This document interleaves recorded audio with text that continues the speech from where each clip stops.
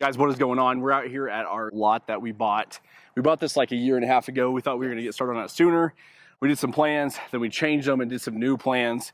So yes, it cost us a little bit extra money. If you're actually out there and you're looking to buy your first lot to build on, or you're a new builder, or you're just a homeowner trying to make sure your stuff's mapped out correctly, we're gonna go ahead and walk you through our process of what we do before we even move forward to purchase or do anything else. It can be kind of confusing and it's overwhelming when you're starting a new project, whether you are the builder or the homeowner, like Bo said. So just making sure that you get out here and you stake everything properly and you have utilities and just marking locations of everything lets you be prepared for your project. But this is actually going to be our custom house. We usually do all the other projects for our business and then we keep them to rentals after. And so we finally decided we better get a house going and get one for ourselves. Yeah, and I think if you've been following us for a while, you've kind of kept up. We've talked about building a house for ourselves for like 3 or 4 years, and finally we had things happen and now we are doing it. So we want to take you guys through every step of the process because this is going to be a lot of fun, so we want y'all to follow along with us.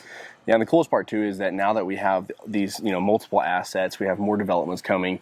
We wanted to build that, of course, rental income eventually to be able to pay for all those liabilities one day. And so that's kind of like our goal right now is we already got all those assets building and we're going to keep going, and it kind of works hand in hand together. Yeah, I feel like if you've been a entrepreneur in the maybe building world or any type of world, you always kind of put your projects before your own stuff. And so that's what we've always done. But now it's time to do our stuff.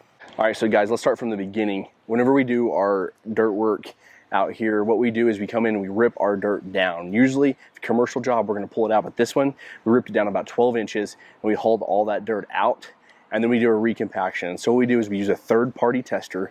They come out and they'll inspect it to make sure we're reaching that over that 95% compaction that we're wanting, and then all the right moisture numbers. We test the native soil that's already here, right? Because we ripped all that out, got that compacted, got the 95%, and then we bring in another 8 inches of caliche on top, and we test that again and run that at 95% compaction from a third-party tester, and then our dirt work job is done. And so we'll submit those to the city.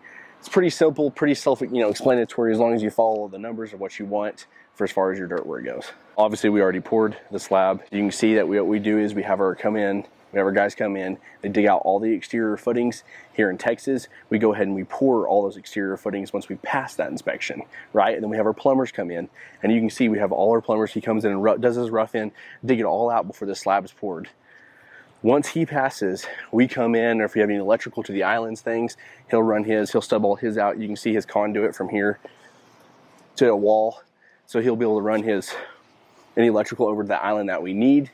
Those guys pass, then the best part is you start prepping for that slab. You get that slab on grade, they're gonna come in, they're gonna put all the dirt back over that plumbing, they're gonna compact it and get it back to where they need it. And then you're gonna go ahead, they're gonna follow your schedule of your rebar. And so we always use number 4 rebar. They came in here, did that, knocked it out pretty quick. We passed, and then we got this thing poured. And so we're sorry we didn't get to show you through the steps of that, but really, it comes down to your dirt work. I'm huge on that, making sure you're getting the compaction right, the right numbers for that, because you want your house to last. And our concrete, we usually do 3,000 PSI.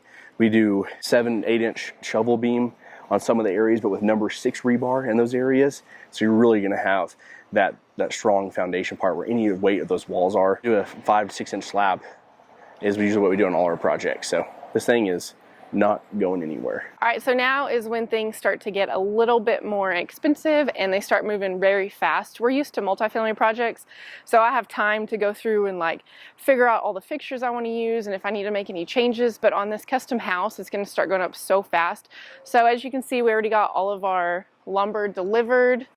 It's all here, accounted for, and what we do the day of delivery, which is like 2 or 3 days before our framers even start, we get our inventory checks done to make sure we're not missing anything. All the right products have been here. We order portable restrooms, our dumpsters, and this just ensures that everything is ready to go when your guys get here.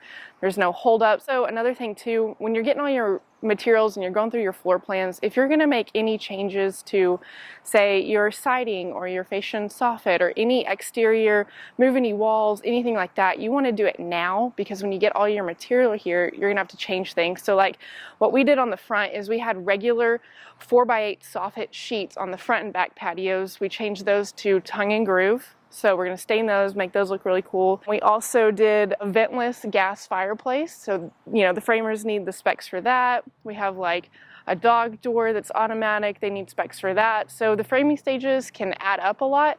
So you have to make sure you're prepared and you go through everything very thoroughly so they don't miss anything, because getting them back can cost you time and money in something like this. Another thing too that's very important is whenever you order your windows, to make sure that you do them with the correct lead times, because once your framers start, pretty soon after they get started and they get the whole house framed, you're going to want them to install your windows as well. So you got to prepare for that. Make sure you order those in time.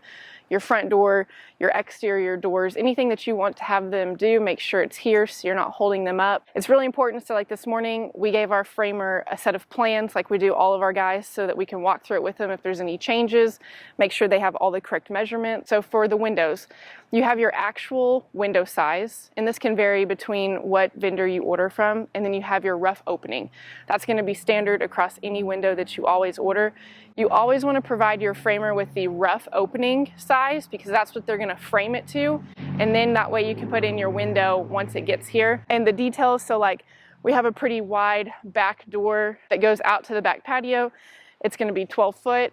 You want to give them the exact specs for that if there's anything crazy in there, so they can frame it to that exact measurement, as well as your front door and any other exterior doors that you have. So guys, that's pretty much it right now on framing till those walls start going up tomorrow morning, and we're super excited to have you back with us. We can't wait to take you through this whole process, through the framing, the MEPs, interior design options. If there's anything that you want to see that interests you on when people build houses or any projects, we'd love to film that for you and get that content out there for you. So can't wait for you to follow along, and thanks for watching.